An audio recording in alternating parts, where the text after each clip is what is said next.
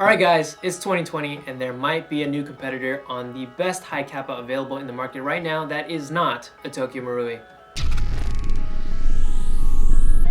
Before we get started, I'd like to remind you to hit the subscribe button if you haven't already. If you enjoy watching our content, show us some love by liking the video, and ring the bell to make sure you get notified whenever we drop new content. We appreciate you all. Hey guys, it's Kevin from Airsoft GI. I am back, unfortunately.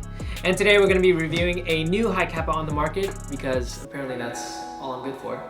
So today we have the Armament R501 in front of me. Many of you are probably wondering, I bet I've seen this pistol somewhere before. And if you're thinking about the Echo 1 Tap, you're right, because they're pretty similar, to be honest.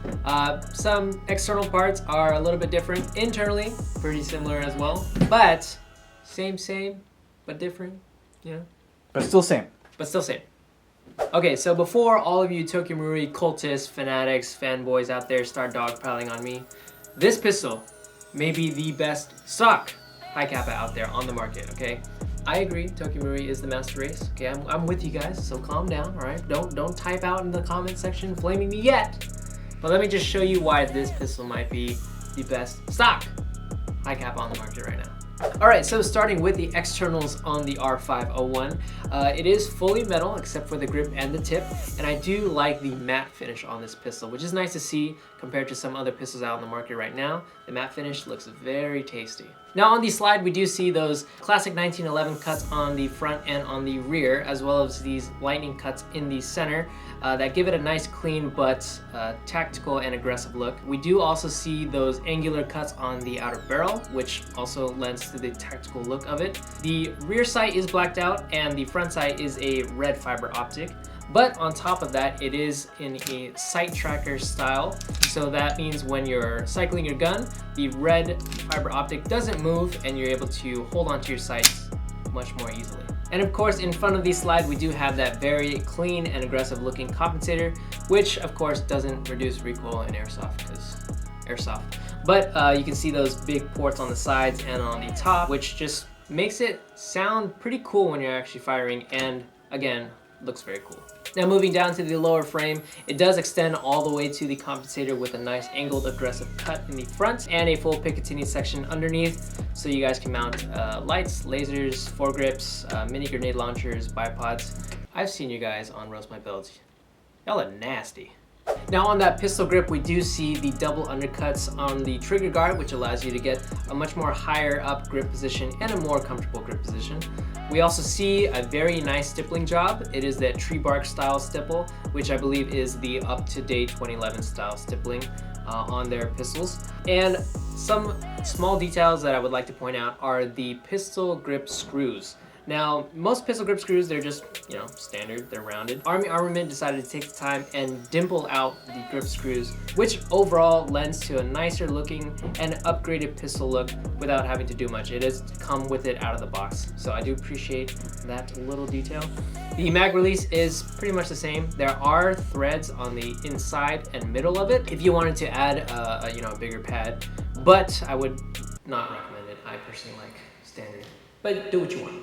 And of course, we do see that mag weld that matches the color of the slide, that nice matte black, and overall lens for a very good looking combo. And lastly, we do have the magazine, which does come with a that extended little base plate, and it is fully metal, by the way. And it just puts that nice little cherry on top to finish off this beautiful looking pistol. I do want to say Armament, good job to you guys for giving that extra little bit of loving on all the small details on this pistol. It looks phenomenal, looks very clean, and it actually is very feature packed. All right, now the part that you guys have probably been waiting for, the internals of this guy. So let's go ahead and pop this baby open. Whoops. All right, so inside we do have a TM spec nozzle. So if you did want to replace it in the future, if something happens to it, you can. The hop-up unit and the internals of that is TM spec as well. So if you wanted to drop in a new inner barrel or replace the entire hop-up unit or bucking, you can do that as well. The guide rod and the guide rod plug, also TM compatible.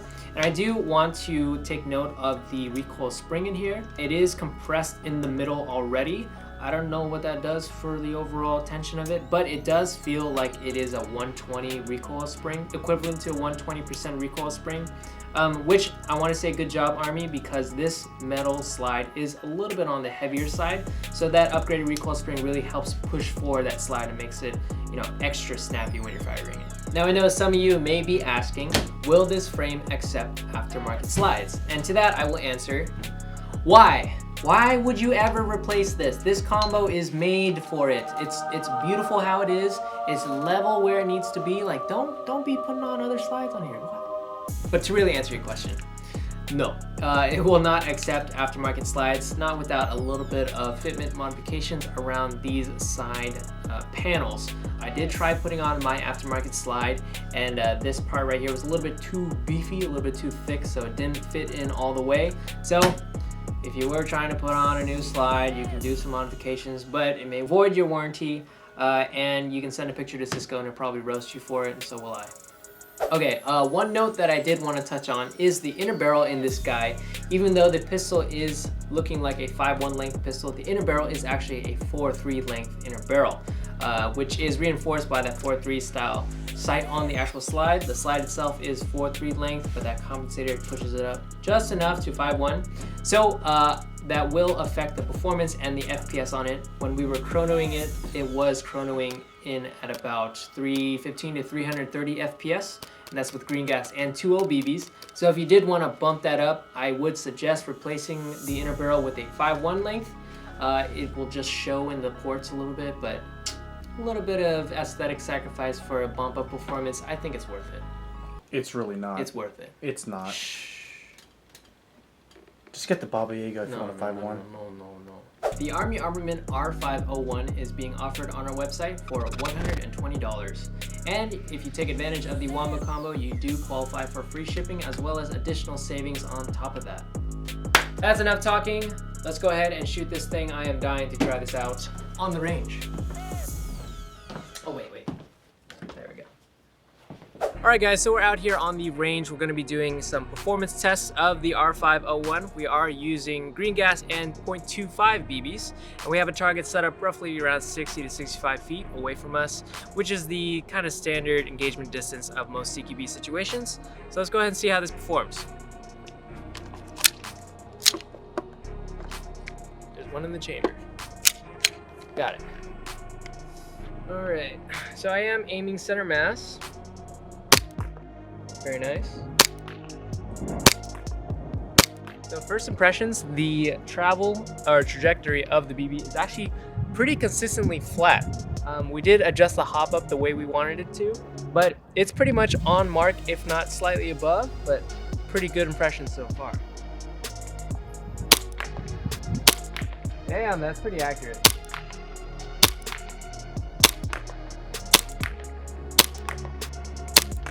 Wow, that's actually pretty good. We got a few more shots. Let's just go ahead and dump this thing.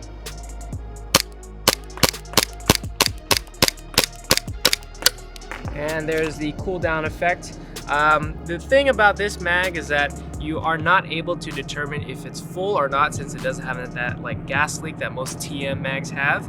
So I would recommend just So as I was saying before I was rudely interrupted by that mile-long train, the gas efficiency in this stock mag is, I would say, pretty standard.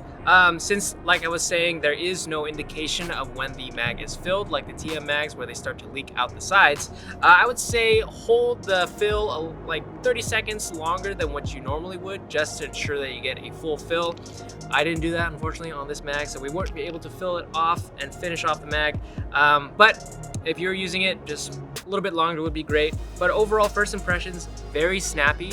I would say the recoil spring on the inside really attributes to pushing that full metal slide forward and making a very crisp shot. Trigger pull is pretty decent as well. I would say not the best. It is a little bit stiff around the sides. I'm sure it would wear down after plenty use, but once it's stock out of the box, it is a little bit on the stiffer side. So that's just my personal gripe, but its trajectory and its travel of the BBs pretty spot on. We were hitting the targets. I don't think I even missed a single shot there, which is pretty surprising for a pistol out of the box. So pretty good performance, I would say. So for comparison's sakes, I'm gonna shoot my custom Hi-Capa that I built from the ground up. This is my custom TM Hi-Capa. I put about $600 to $700 into this thing. So we're just gonna compare the performance, and I kind of want to shoot it because I haven't airsofted in a very long time. So let's see.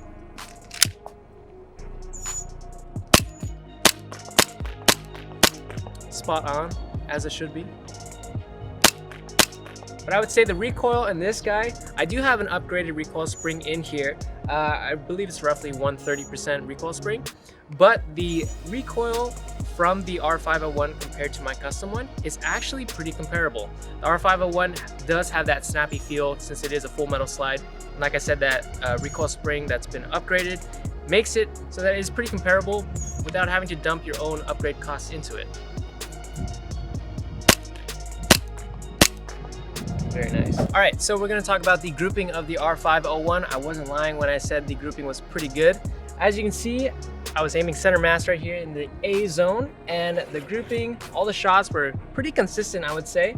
We did have a few flyers though, right over here, here, and one deep flyer right over here. But overall, very consistent and very impressed for a stock gun out of the box. Just for fun, we're gonna compare the shots from my custom Hi-Capa compared to the R501. And as you can see, I was aiming in the A zone again, pretty consistently hitting that A zone with a few flyers towards the C zone, but no flyers down towards the D zone, which is exactly what I want from my pistol.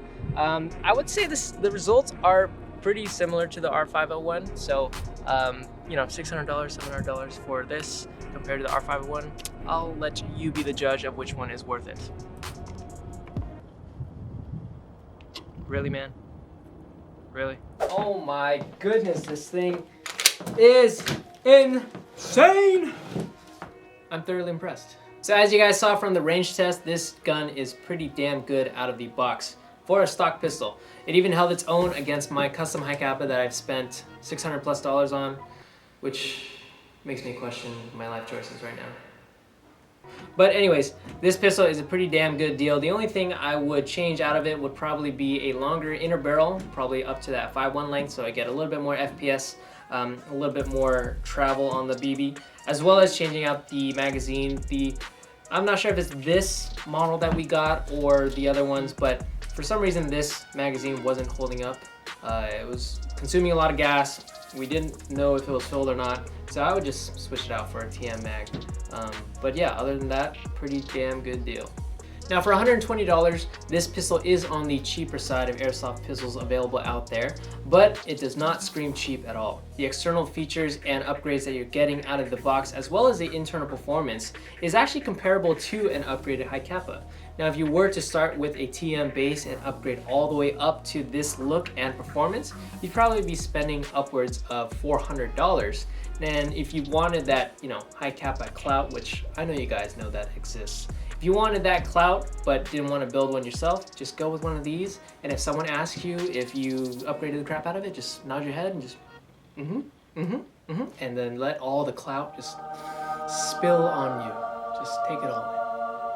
Alright guys, thank you so much for checking out our overview of the Army Armament R501. I was very pleasantly surprised about the performance of this guy out of the box. And if you wanted to check this out as well as anything else airsoft related, be sure to check out our website, airsoftgi.com, as well as liking, commenting, and subscribing to our YouTube channel, and ringing the bell icon above to be notified of whenever we upload new videos. We are uploading every Wednesday and Friday now, so be sure to be on the lookout for new content. And this is Kevin from Airsoft GI. Feels bad to be back.